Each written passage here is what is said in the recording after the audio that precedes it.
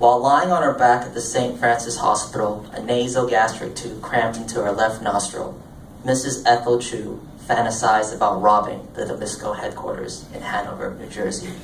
Not for their money, but for their delicious cookies. She imagined the Platinum Vault amassing tons of flavored Oreos, secret underground labs crowded with huge steel drums and confectionery ovens, the height of 3-story movie screens. How fun!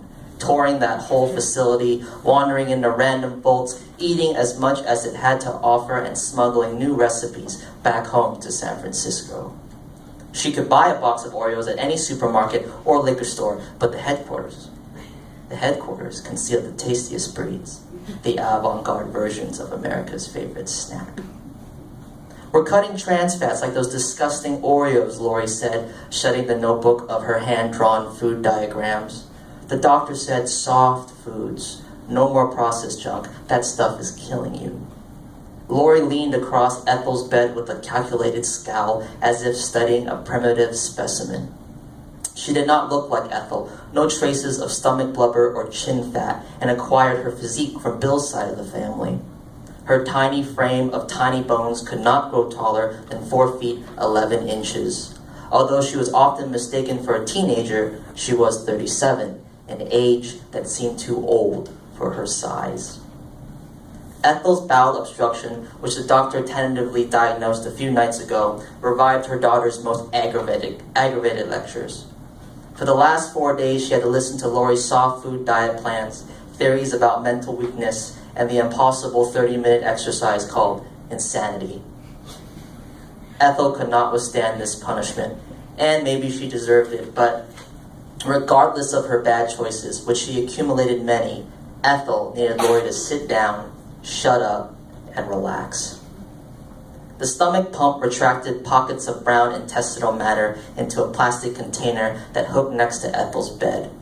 She watched the matter siphon through the tube, out her nose, marveling at the digestion process.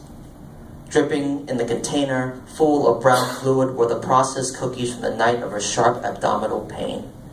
She felt oddly hungry looking at that mush. She hadn't enjoyed a solid meal for almost a week. A plate of 12 Oreos and a glass of whole milk, no matter how destructive the doctor advised, was the only thought lifting her spirit in this overwhelmingly yellow room. Mom, you're going on a liquid diet. We'll juice your vegetables, add some fruits, some unsweetened owl milk. The possibilities are endless. I'll make juk. Can't be that hard to cook. Some chicken stock, some white rice, some ginger. I should write this down, make a list. Okay, Mom, are you listening? Ethel wasn't listening. The platinum door opened, moaning angelically, and she stepped into the Nabisco's main vault in Hanover, New Jersey. 100 golden chutes hung from the ceiling, pumping out different flavored Oreos onto the wax paper floor. Each pile rose 5 stories high, chocolate shells with white cream, white shells with pink cream, green shells with orange cream, possibly sherbet cream, and yellow shells with purple cream. The vault was made of these crumbling valleys carved from years of production. She plucked one from the first pile, a chocolate shell with white cream, and bit into it. Unlike the stale supermarket brand, it was freshly baked and warm.